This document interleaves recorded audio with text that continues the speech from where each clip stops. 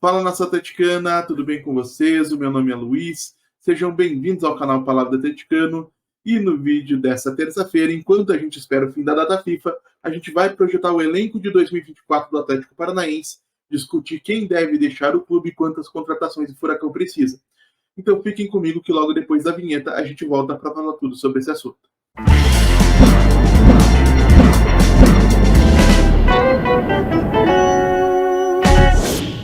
E se você está chegando agora, eu peço que deixe seu like, se inscreva no canal, acione o sininho para receber notificações a cada novo vídeo publicado, compartilhe o conteúdo de redes sociais, grupos de WhatsApp e Telegram sobre o Atlético Paranaense, porque assim você faz com que mais gente conheça o conteúdo produzido por aqui e ajuda a fortalecer esse nosso projeto.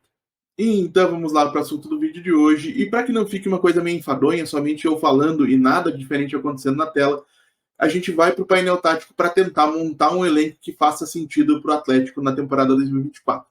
Então vamos lá, gente, e para movimentar o painel tático, como vocês sabem, não consigo ficar olhando para a minha câmera, vou precisar olhar para o monitor do meu computador. Peço licença para vocês. E de antemão eu peço desculpas, porque eu sei que o fato do meu monitor, que eu uso para trabalhar, ser ultra-wide, né, uma definição de 25:9, contra um 16:9 de um monitor normal, então um monitor bem mais largo, eu sei que na captura de tela ele acaba ficando um pouquinho menor as imagens. Eu estou tentando conseguir um monitor de formato normal para poder gravar esse tipo de vídeo com uma qualidade um pouquinho melhor. Peço um pouquinho de paciência para vocês até que eu consiga acertar isso aí. Mas hoje a gente vai falar de elenco para 2024 e antes que eu fale sobre quem fica, quem deve ser contratado ou quem não deve, eu quero que vocês entendam que eu parto da premissa de algumas saídas. Eu estou considerando a saída do Bento, tá? Porque o Bento tem ainda interesse de alguns clubes europeus, e se não sair em janeiro, é muito provável que saia em junho, então já estou trabalhando com uma eventual saída dele. Estou trabalhando com a saída do Bruno Pérez, que eu acho que foi muito prejudicado pelo trabalho da comissão técnica, que é um lateral que tem mais qualidade do que a gente viu, mas foi exposto ao ser colocado em campo sem nenhuma condição física. Mas eu entendo que a imagem dele com a torcida ficou muito desgastada e que não há tempo para mudar isso daqui até o final da temporada. Então estou trabalhando com a saída do Bruno Pérez. Estou trabalhando com a saída do Pedro Henrique, que, segundo se sabe, tem interesse de alguns clubes ainda pelo zagueiro e ele deve ser negociado em janeiro. E acho que a grande maioria da torcida, de fato, gostaria de ver o jogador seguindo aí outro caminho na carreira. Estou trabalhando com a saída do Matheus Felipe, que, por insuficiência técnica, né, que ele seja emprestado ou negociado em definitivo e siga o seu caminho em outro lugar. Estou trabalhando com a saída do Eric, que inclusive mudou de empresário para tentar encontrar uma negociação para a próxima temporada. Segundo se sabe, parece que o Internacional monitora a situação do volante e tem interesse nele para formar o seu elenco para 2024.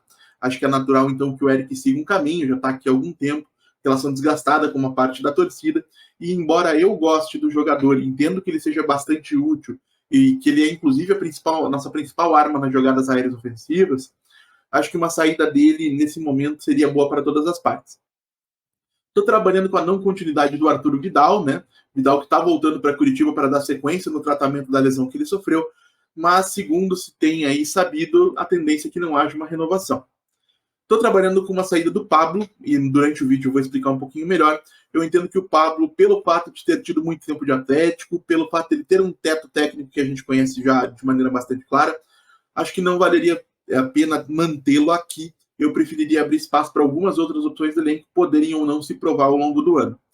Estou trabalhando com a não quantidade de William Bigode e de Thiago Andrade. O Bigode, por uma questão de problemas físicos, somado a um altíssimo salário que ele recebe no Fluminense, não sei se seria viável uma continuidade dele no Atlético, desculpem. E acho que financeiramente também seria difícil, não acho que o custo-benefício seja interessante para o Atlético.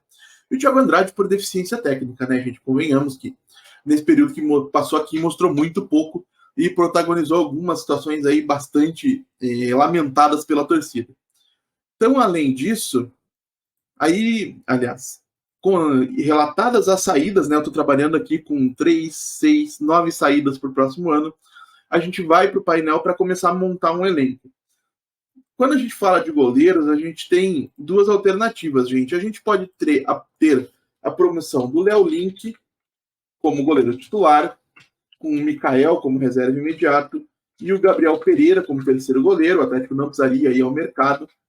Eu vou colocar ele aqui para frente para que os nomes apareçam todos inteiros. Vou colocar ele mais para cá, assim. E outra alternativa seria o Atlético ir ao mercado em busca de um goleiro. Eu entendo que essa decisão ela é estratégica e definitiva. O Léo Link mostrou qualidade debaixo das traves, mostrou uma certa segurança saindo com a bola. Eu entendo que se o Atlético quisesse tê-lo como titular em 2024, seria uma decisão completamente justificável, e acho que a chegada de um novo goleiro nesse momento acabaria travando o desenvolvimento do Léo e do Mikael. Então, se o Atlético contratasse um goleiro, eu acredito que a coisa não acabaria se respingando nesses dois jovens. Acho que o ideal é começar a temporada com o Léo Link como titular, e quem sabe ao longo do ano, aí sim, se for necessário, contratar um novo goleiro. Na lateral direita, gente, eu sei que muita gente vai discordar, mas eu não tenho problema nenhum no Maatson sendo o reserva imediato do Atlético. O que eu tenho dito é que é um lateral experiente, um lateral que teve uma passagem anterior aí com algum destaque aqui no clube, foi titular em alguns clubes aqui no Brasil, passou por Grêmio, passou por Santos. E o meu problema com o Maatson nunca foi ele estar no Atlético. Acho que é um lateral bastante passável para ser reserva. O meu problema com o Maatson é que ele não pode ser solução quando o time estiver perdendo. O Atlético não pode depender do Maatson entrar para fazer aquela jogada em diagonal que a gente já conhece, de core salteado, todas as vezes que estiver atrás no placar. O Atlético precisa ser capaz de construir de outras maneiras. Mas como reserva, um jogador de composição de elenco, eu entendo que o Maatson funciona. Então, ao meu ver, o Atlético vai precisar contratar um jogador e poderia ter o Maatson como lateral reserva imediato. Na defesa, a gente vai ter Kaká, tá? A informação que existe é que o clube vai fazer a contratação do jogador, que tem uma cláusula de compra pré-fixada no valor de 4 milhões de dólares, então um valor bastante alto. Eu discordaria do Atlético pagar esse valor, e inclusive se o Atlético pagasse, sei lá, metade desse valor, eu ainda teria as minhas desconfianças por conta aí da queda de rendimento que o Kaká sofreu nos últimos jogos, juntamente com toda a equipe. E 2 milhões de dólares, convenhamos, não é qualquer dinheiro. Por um pouco mais ou um pouco menos desse valor, você consegue encontrar bons jogadores no mercado aqui da América do Sul. Mas então, trabalhando com o fato de que o Kaká fique, eu entendo que o Atlético precisaria contratar mais um jogador para poder disputar a posição com o Kaká e com o próprio Thiago Heleno, que a gente vai falar dele na próxima posição, ali do lado esquerdo. Thiago Heleno, para mim, começaria o próximo ano como titular, a depender, lógico, de quem seja o zagueiro que o Atlético contrate, e teria como seu reserva imediato um Kaique Rocha, que teve uma crescente de rendimento aí no finalzinho do ano. Acho que a gente pode trabalhar com esse quarteto: Kaká, contratação, Thiago Heleno e Kaique Rocha, e quem sabe esperar de repente que algum zagueiro das categorias de base consiga se mostrar um pouquinho mais interessante durante o Paranaense com a equipe de aspirantes. Informação importante é que parece que o Lucas Halter não volta, tá, gente? O Lucas Halter deve ser vendido pelo Atlético. Essa informação foi dada durante o dia de hoje, salvo engano, pelo Vinícius Furlan. Essa situação eu vou ter que confirmar para vocês. Mas, a princípio, o Lucas Halter não volta e o Luan Patrick também deve permanecer no Bragantino. O Atlético não vai poder contar com nenhum dos dois. Na lateral esquerda, eu acho que talvez seja o lugar do campo onde a gente está mais bem servido. O Esquivel está muito bem. O Fernando voltando de lesão, com a mesma capacidade que mostrou nos momentos em que foi titular, é um reserva de altíssimo nível. E a gente ainda tem o Vinícius Cauê como terceira opção, que pode inclusive jogar como zagueiro, inclusive da mesma maneira o Esquivel, que completa bem um trio que eu considero bastante versátil. No meio de campo, eu entendo que a gente pode ter uma contratação, ou deveria ter uma contratação a partir do momento que a gente está trabalhando com a saída do Eric. Acho que o Hugo Moura pode ser uma opção de banco de reservas, só que da mesma maneira que eu disse em relação ao Maatson, ele não pode ser solução para segundo tempo se o Atlético estiver perdendo. O Hugo Moura é um jogador de marcação. Entendo que ele sendo reserva imediato, até considerando o valor que o Atlético pagou pela contratação dele, a gente poderia, quem sabe, sonhar em reaver uma parte desse dinheiro no futuro próximo. Então, a meu ver, o Atlético contrata um volante e trabalha com o Hugo Moura como reposição imediata, também com a possibilidade de um Fernandinho jogar por ali. Falando em Fernandinho, ele seria, lógico, a primeira opção para segundo volante, um jogador que vai participar mais da marcação, da construção. A gente tem ainda um Alex Santana e um Christian, dois jogadores que têm aí sofrido bastante problemas de lesões, mas que tecnicamente acrescentam muito. O Christian com mais capacidade de articulação do que o Alex com uma presença mais física do que o Christian.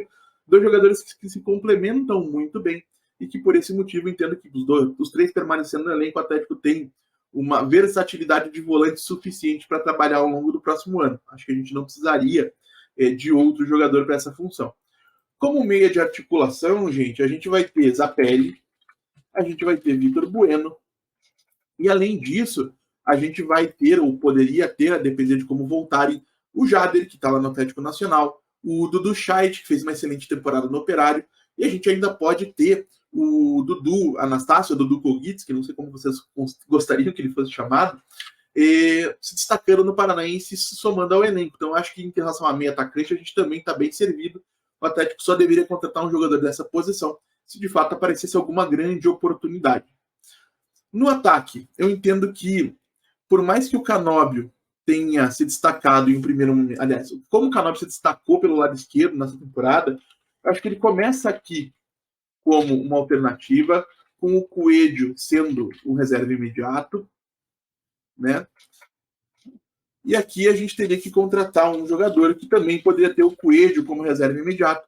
E além disso, a gente tem a possibilidade de, no Campeonato Paranaense, observar um jogador como o Emerson, por exemplo, o Christian, um jogador que pode fazer bem aquele lado esquerdo, assim como o Zapelli, também já trabalhou um pouco mais aberto para aquele lado. Acho que a gente trabalhando com Canóbio, Coelho, Zapelli e Christian, a gente consegue sempre formar boas duplas e trabalhar com o jogador, trabalhar com essa situação aí de lado de campo. No ataque, a gente não vai ter Vitor Roque vai para o Barcelona. Nem sei se eu cheguei a falar dele no começo, mas é uma coisa tão evidente que acho que o Atlético vai precisar, evidentemente, contratar um centroavante reserva, um centroavante titular, desculpe.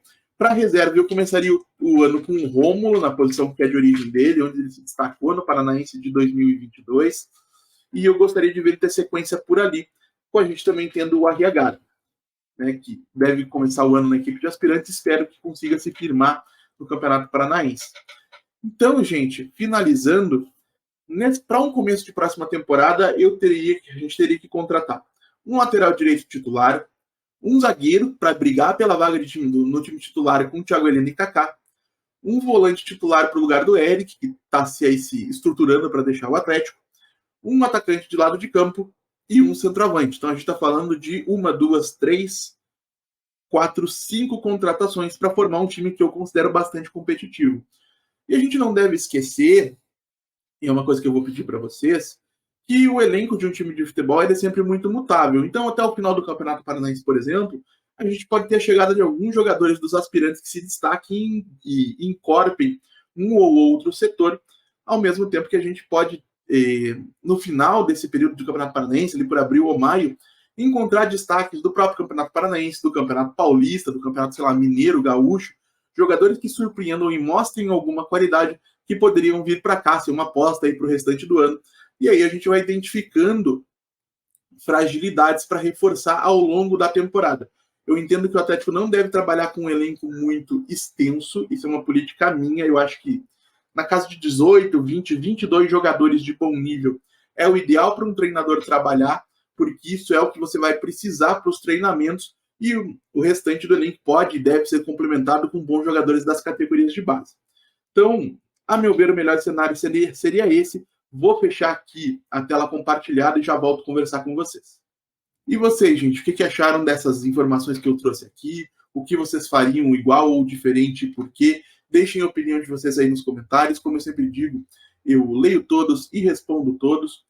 E agora sim, então é isso, gente. Eu agradeço pela audiência e pela paciência de vocês. Peço mais uma vez que deixem o like, se inscrevam no canal, compartilhem o conteúdo nas redes sociais. A gente volta a falar de Atlético Paranaense amanhã aqui no canal Palavra do Atleticano. Muito obrigado mais uma vez pela atenção de todos e até a próxima.